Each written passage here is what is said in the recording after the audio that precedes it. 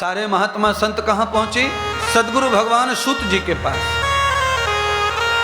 सूत जी ने सबको बिठाकर मंत्रित किया, शिष्य बनाया और शिष्य बनाकर कहा वेदामृतम तथा मूलस्य योगो। पंचम वेद श्रीमद् भागवत कथा है।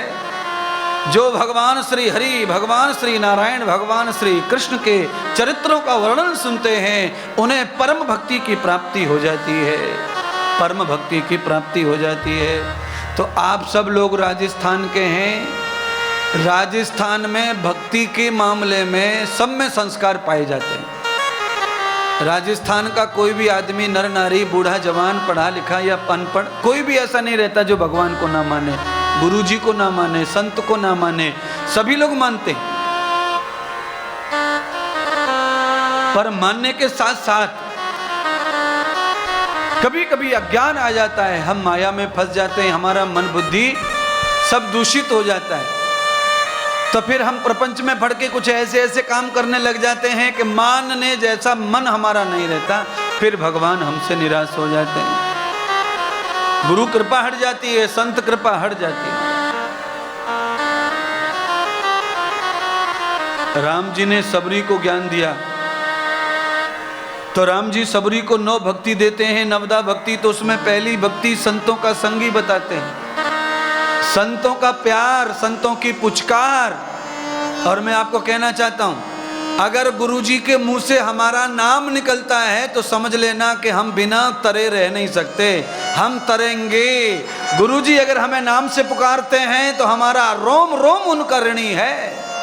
अच्छा बोलिए, इतने संत महात्मा हैं कि आपको जानते हैं? वो मेरे भी लाखों शिष्य हैं, पर मैं आपको सही बता रहा, मैं सभी लाखों शिष्यों को नाम से नहीं पुकारता। उसमें कुछ चुनिंदा शिष्य मेरे ऐसे हैं जिन्हें 10 साल 15 साल हो गए, चाहे वो अच्छे बुरे, पर मैं उनका नाम से ही उन्हें पुकारता हूँ। आज भी मैं उनका नाम ही लेता हूँ। क्यों? जो अधिकारी हो जाते हैं गुरु कृपा के, उनका नाम ही गुरु के मुंह से निकलता है। इसीलिए उनको चाहिए कि गुरुदेव ने हमें नाम से पुकारा है तो गुरुदेव हमारे खाते में अपना पुण्य डालते हैं, तो हमें उनकी सेवा करनी है, गद्दारी नहीं करनी है महाराज। ऐसे ही भगवान भी हमें जब पुकारते हैं तो सुदामा की तरह हम द्वारिका के मालिक हो जाते हैं। जब तक द्वारिका नाथ ने नहीं पुकारा सुदामा को, तब तक सुदामा पुकारते रहे रोज, पर सुदामा दरीबी भोगते रहे, दरिद्रता भोगते रहे, क्लेश भोगते रहे।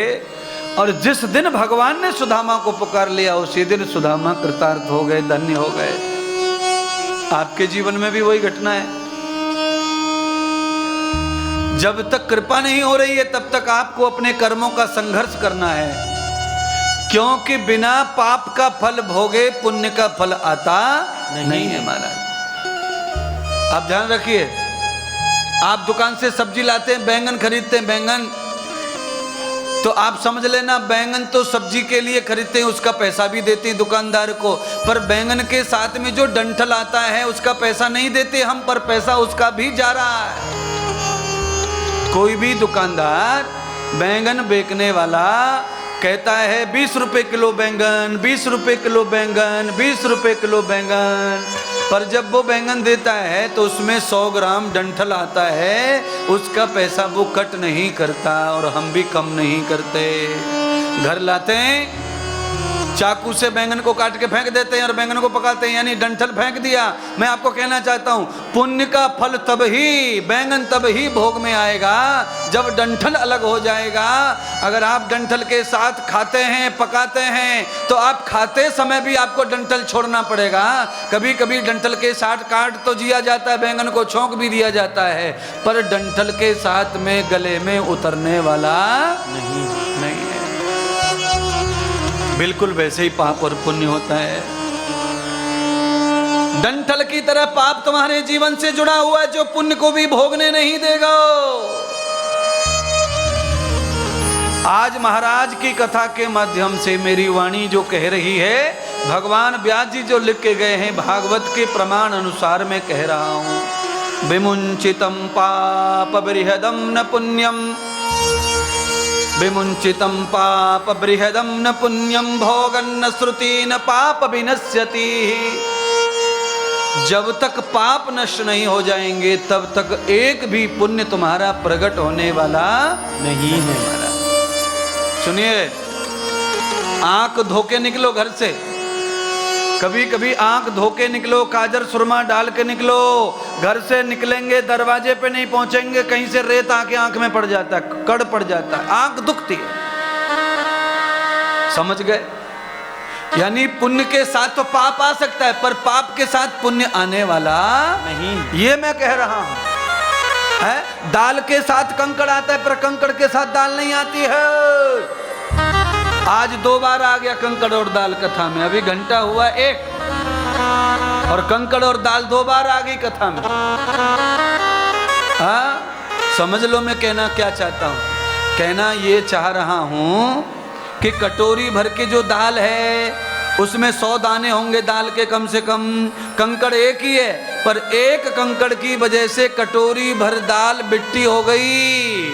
इसीलिए मैं कहना चाहता हूं, एक गलती, एक पाप की वजह से असंख्य पुण्य खत्म हो जाते हैं, वो भोग में आते नहीं है। बड़ा लफड़ा है जिंदगी का। इसलिए भाई बहनों, जो भी अपराध, गलती, पाप हो गया है उसे अंतिम गलती, अंतिम पाप समझो और कल अच्छे हो जाए। और जब हम अच्छे हो जाते हैं तभी उनकी कृपा होने लग जाती है। गुरु माफ कर देते, गुरु क्षमा कर देते महाराज। प्रथम भगति संतन कर संगा, दूसरी भगति मम कथा प्रसंगा। मेरी प्रथम भक्ति है राम संतों का संग करो, और मेरी दूसरी भक्ति है कि संतों के मुंह से मेरी कथा श्रवण करो। ये 2 भक्ति हैं। अब बोलो, ये दोनों भक्तियों में माला लेने की जरूरत नहीं है, राम राम गाने की भी जरूरत नहीं है। संतों के चरणों के दास बन जाओ, हरि कथा श्रवण करो। भक्ति हो रही है, बैठे बैठे भक्ति हो रही है। कौन भक्ति कर रहा है? तो कहा श्रवण भक्ति कर रहे हैं, श्रवण भक्ति कर रहे हैं महाराज। अच्छा बोलिए, कुछ लोग गाड़ी में सो जाते हैं और कुछ लोग गाड़ी में जगते हैं, दोनों यात्रा करते हैं कि नहीं? ओ कार वालों बोलो ना, लगभग कार वाले बैठे हैं सब। कुछ लोग गाड़ी में, कार में बैठे बैठे सो जाते हैं और कुछ लोग बात करते रहते हैं। बात करने वाला भी उतने किलोमीटर पहुंचा है और कार में सोने वाला भी उतने ही किलोमीटर, आधा इंच का भी फर्क नहीं है, पर घाटा मुनाफा तो कम ज्यादा हुआ।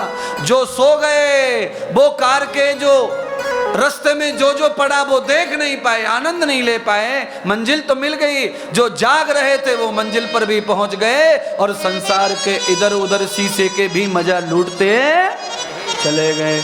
यही कथा का है। कथा में आके सो जाएंगे तो मंजिल तो मिलेगी, पर इधर उधर का जो आनंद है वो मिलने वाला नहीं है। सोया सो होया, जागा सो पाया। हाँ, इसीलिए तम्बाकू, गुटखा, बीड़ी, सिगरेट छोड़ना पड़ेगा। अगर तम्बाकू नहीं छूटा, बीड़ी नहीं छूटी, तो समझ लो तुम सो ही रहे हो। सोते सोते भी मरने वाला दिन तो आ जाएगा, यमराज तो लेने आएगा, पर चलते चलते जो खिड़की का मजा है वो मिलने वाला नहीं है। कटोरी भर दाल एक पत्थर की वजह से खराब हो गई है, इतना सा टुकड़ा बाल का आ गया, पूरी खीर बर्बाद हो गई है। बोलो, 500 चावल खीर में पड़े, एक बाल आने से दादाजी खीर खाते नहीं। ले जा बहू, बाल है इसमें, ले जा बहू। अरे बाबा, बाल निकाल के फेंक दे, खा ले खीर को। नहीं खाएगा, क्योंकि मन घृणा हो गई है, अब खीर उतरने वाली नहीं है। हाँ, बाल निकाल दो और वो खीर दूसरे को परोस दो, जिसको बाल नहीं पता वो खा लेगा प्यार से, श्रद्धा से। पर जिसने बाल देख लिया वो खीर खाने वाला नहीं है, और खा भी लिया जिद करके तो शाम तक अफरा हो जाएगा उल्टी, पर वो पचने वाली नहीं है, क्योंकि जिसे घृणा हो जाए फिर वो पचता नहीं है। मैंने इसीलिए मैं कह रहा हूं एक बार तुम घृणा के पात्र हो गए सदगुरु के, तो दुनिया में तुम्हें कोई पचा नहीं सकता है। सब उल्टी करेंगे तुम्हारी, कोई बाबा, कोई मंदिर, कोई गुरुजी, तुम्हारे घर के देवता जिनकी तुम अगरबत्ती लगाते हो वो भी तुम्हें थूक देंगे गटर में, वो भी तुम्हें चरणों में लेने वाले नहीं हैं। इसीलिए गलती हो जाती है, कोई फर्क नहीं पड़ेगा, पर गलती में पछता के चरणों में बैठकर माफी मांग लो, गलती सुधर जाती है और गोदी आ जाती है। मम्मी को सॉरी बोल दो, मम्मी माफ कर देती है। पापा को सॉरी बोल दो और गलती बता दो कि हाँ मैंने ये गलती की है, पर मुझे माफ कर दो महाराज, किसी को पता नहीं चलना चाहिए मैंने जो गलती कर दी है।